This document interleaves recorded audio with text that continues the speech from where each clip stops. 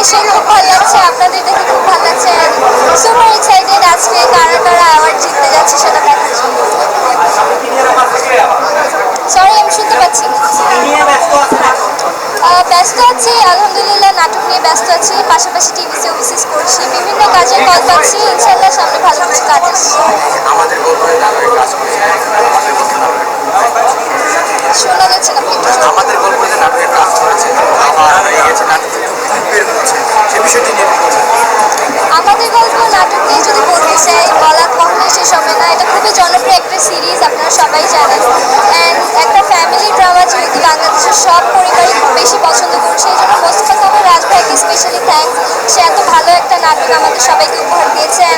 আমি এই নাটকটাতে কাজ করতে পেরে নিজেকে খুব লাকি ফিল করি, যেহেতু এত গুণী গুণী আর্টিস্ট এই নাটকে কাজ করছে, তাদের সাথে কাজ করলে অ্যাকচুয়ালি অনেক কিছু শেখা যায়। সো এই তো আজকে মেবি লাস্ট পর্ব দেখাচ্ছে, আপনারা যারা যারা দেখেছেন কমেন্ট করে অবশ্যই জানাবেন কেমন লেগেছে। বাবার লাস্ট কাঁধে নিয়ে গিয়েছেন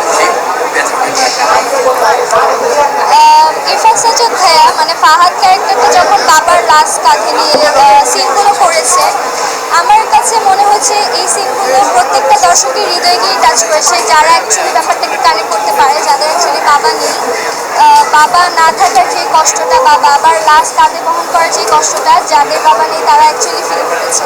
সো এটা দেখে আমার খুব ইমোশনাল ফিল হয়েছে।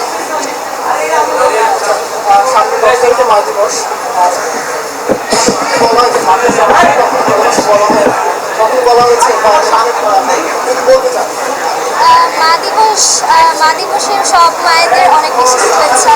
আমার মাকে আমি বলতে চাই, আম্মু তোমাকে অনেক ভালোবাসি, হয়তো কখনো বলা হয়নি, বাট আমরা সবাই সবার মা বাবা সবাইকে অনেক বেশি রেসপেক্ট করবো, তাদেরকে টাইম দেওয়ার চেষ্টা করবো। অ্যাকচুয়ালি মা বাবা যখন থাকে আমরা হয়তো তাদের টাইম দিতে পারি না ঠিক মতো, বা আমরা ভাবি যে পরে মা বাবার সাথে সময় দেওয়া যাবে, বা মা বাবা যতদিন বেঁচে আছে ততদিন আমার মনে হয় মা বাবার সাথে অনেক অনেক বেশি মেমোরিজ তৈরি করা উচিত আমাদের, যেন তারা যে সময়টা না থাকে আমরা এই মেমোরিজগুলো নিয়ে বাঁচতে পারি।